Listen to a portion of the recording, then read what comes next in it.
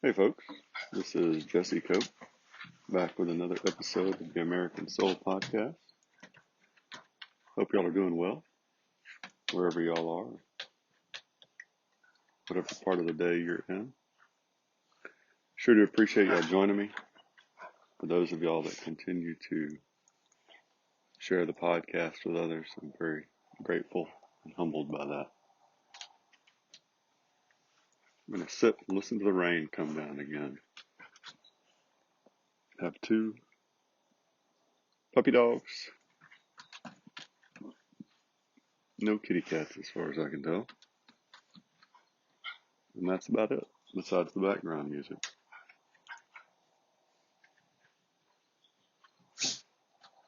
Yeah, I can't think of anything else. So we'll get going. Do guess I better thank you, Lord, for the rain and for the chance to do this podcast and for the people that listen and for living in America.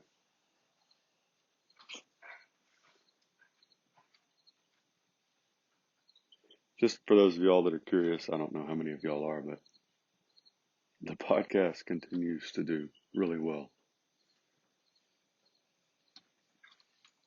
I suppose thanks most to the Lord and thanks to y'all. So we're going to go back. We talked about de Tocqueville a couple days ago, I think, briefly. And we're going to go back and talk about him some more.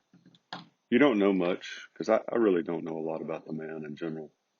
He was a French statesman, historian, philosopher, and around 1831, he and a man whose name I'm going to butcher, Gustave de Beaumont, toured the country for the purpose of observing the American people and their institutions. His two-part work, Democracy in America, was published in 1835 and 1840, and I'm assuming quite a few of y'all have at least heard of it. It's been described as the most comprehensive and penetrating analysis of the relationship between character and society in America that has ever been written. And so we're going to read a few of his commentary. Upon my arrival in the United States, the religious aspect of the country was the first thing that struck my attention. And the longer I stayed there, the more I perceived the great political consequences resulting from this new state of things. In France, I had almost always seen the spirit of religion and the spirit of freedom marching in opposite directions. But in America, I found they were intimately united and that they reigned in common over the same country.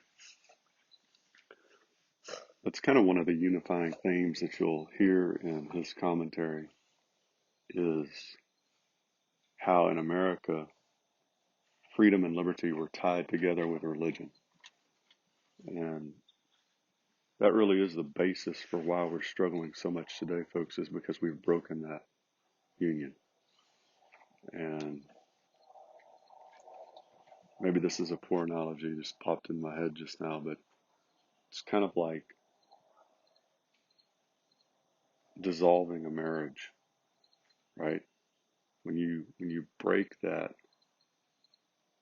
bond there, it has devastating repercussions, and they're pretty widespread. And I think you would really have to be dishonest today to argue that the repercussions are not widespread. You might argue that there's different reasons, although I think once you know history, if y'all have listened to this podcast for any length of time, it's become pretty apparent that our founders created this country based on the principles of Christ. And we have rejected that today, and that's exactly why we're in the mess that we're in. Religion in America must be regarded as the foremost of the political institutions of that country. For if it does not impart a taste for freedom, It facilitates the use of it. Indeed, it is the same point of view that the inhabitants of the United States themselves look upon religious belief.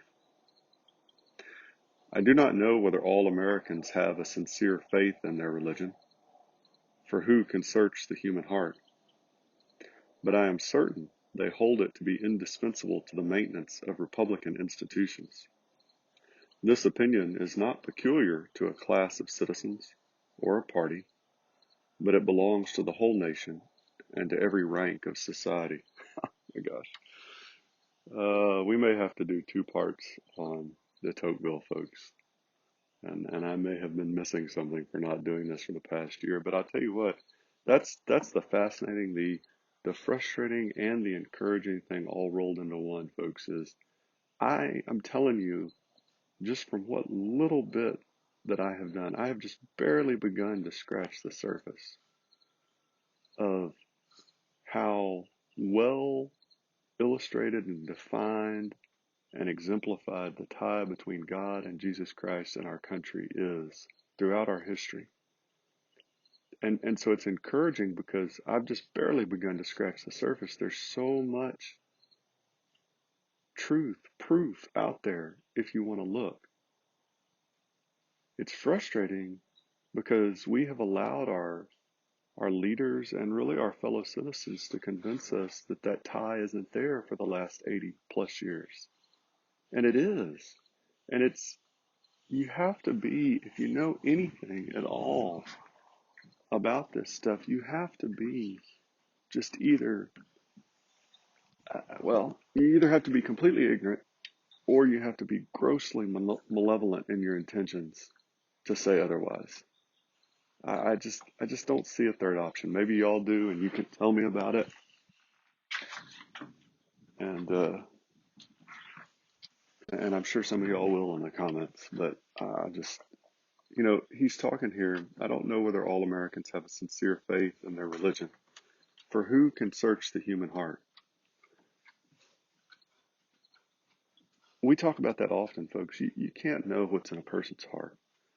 And so I don't do a great job, but I try not to talk about what our fellow citizens want or don't want. But the actions you can absolutely talk about. And those actions say that they're undermining and destroying the country by rejecting these founding principles. And this line ties into, you don't have to be a Christian in order to be an American. But what he says down here in this second paragraph, but I'm certain that they hold religion, to be indispensable to the maintenance of republican institutions. This opinion is not peculiar to a class of citizens or a party, but it belongs to the whole nation and to every rank of society. It doesn't matter, rich or poor, black, brown, white, where your ancestors came from, Central America, South America, Asia, Europe, Australia, Africa. It doesn't matter. If we don't have these principles of Christ held at the core of our country, then it falls apart. And that's exactly what you see. And de Tocqueville, back in the beginning of the country, which was, I've talked about this recently a couple times. And this is a poor analogy for some of y'all probably, but whatever you have to be done, if you need work done, whatever it is, you need your house painted, you need your car worked on, you need plumbing or electricity or trees pruned or whatever it is that you don't have a good skill for. You go to the expert, you go to the source of that information. You don't go to somebody that has kind of talked to the expert once or twice or maybe just completely ignored the expert.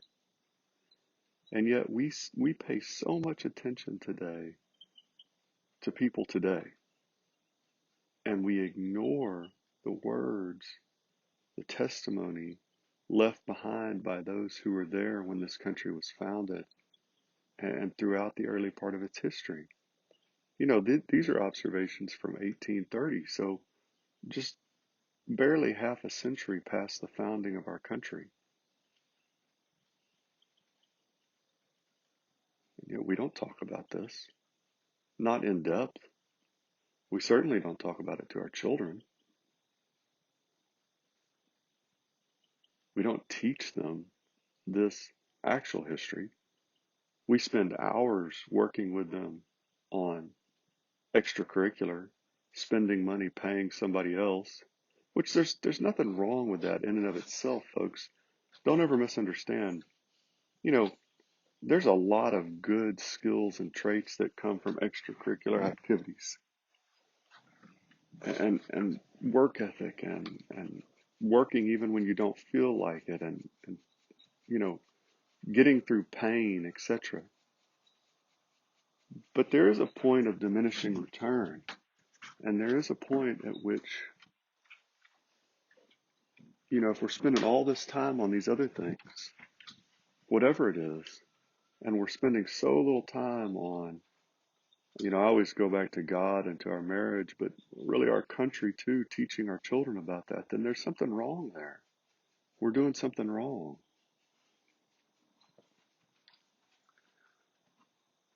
And we could just sit here on this quote for a while. That last line again about, there's no difference. It doesn't matter what party you were part of, what class of citizens, every rank of society acknowledge their religion. And he was talking about Christianity, folks. Whether we get to this quote today or tomorrow, because we may have to do two here, you'll see. He was absolutely talking about Christianity, and it permeated the entire society. And just like you said, you don't know the hearts. That's the thing that's so condemning, I think, to modern society is he wasn't saying that every single person in 1830s America had a personal relationship with Jesus Christ.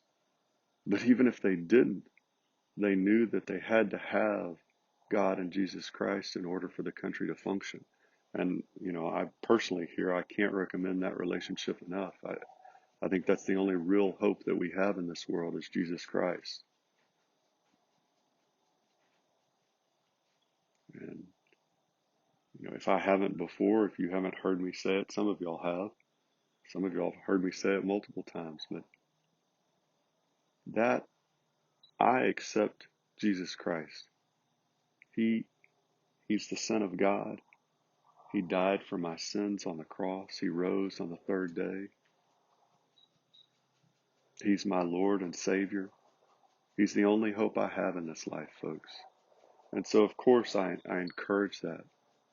But even if you reject that, which I can't counsel against that enough. But the point is, if you want freedom, if you want liberty, if you want peace and happiness, again and again we see these philosophers and historians and leaders acknowledge that it has to come from the principles of Jesus Christ in America for our republic to survive.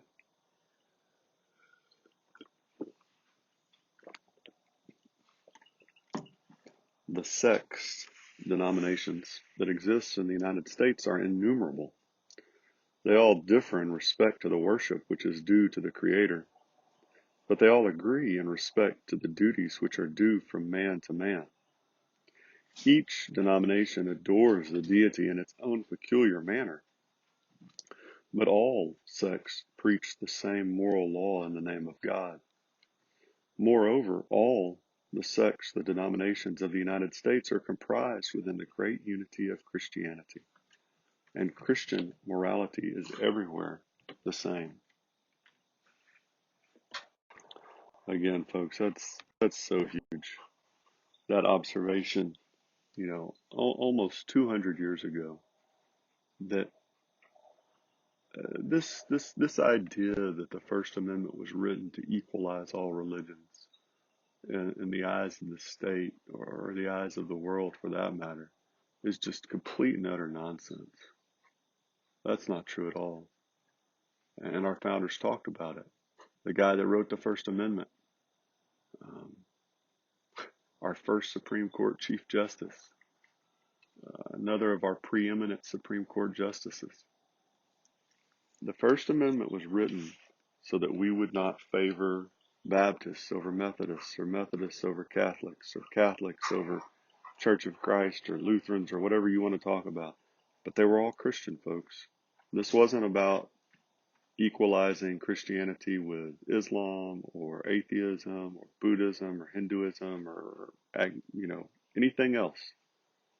And de Tocqueville, he lays it out here. He says, all the denominations of the United States are comprised within the great unity of Christianity. And Christian morality is everywhere the same.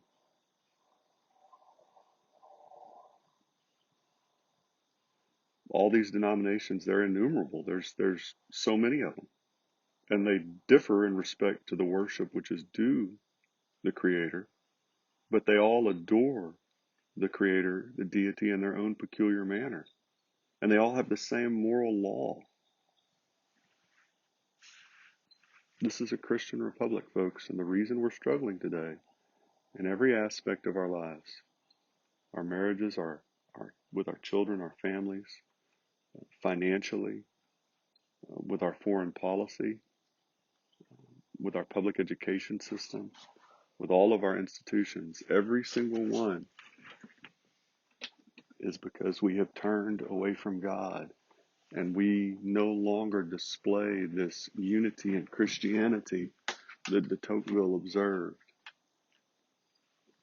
across class, party, race, ethnicity. It doesn't matter, folks. Gender, rich, poor, all of it. That used to be universal. President Coolidge talked about, we talked about that recently. And if it ever ceased to be universal, which it has, then we would fall apart, which we are. I think I've got time for one more. Yeah, we'll do one more day, and then we'll talk about some more, folks. We'll talk about some more. In the United States, the sovereign authority is religious. There is no country in the world where the Christian religion retains a greater influence over the souls of men than in America. And there can be no greater proof of its utility and its conformity to human nature than that its influence is powerfully felt over the most enlightened and free nation of the earth. You go back, we talked last week about American exceptionalism. De Tocqueville again, the most enlightened and free nation on the earth. Not sure that's true anymore, folks. But if it isn't, it's our own fault. And if it isn't, it's because we have turned away from God and from Jesus Christ. And, he said it early on, the quote we read, the spirit of religion and the spirit of freedom were intimately united and reigned in common over the same country. We can't have freedom and liberty in the United States without principles of Christ. De Tocqueville saw this 200 years ago almost. It's still true today. If we want to fix ourselves, or make ourselves better, if we want to make our marriages better, if we want our families to be stronger, our nation, our communities, our schools, which is, we talk about that so often. The cracks there are just ever increasing and widening. The very first thing that has to be done is to turn back to God. Everything else is just treating symptoms.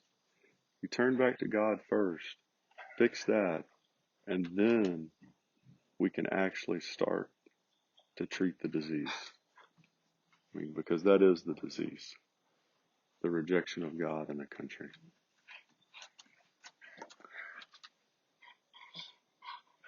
Dogs are just desperate to go walking, but I don't think I'm going walking in the rain, dogs. All right. I sure do appreciate it, folks. Thank y'all for giving me a little bit of your time. Y'all have a wonderful rest of whatever's left of your day, wherever it is. Uh-oh. Yeah, that means it's time to go. God bless y'all. God bless your families. God bless America. We'll talk to y'all again real soon. Looking forward to it.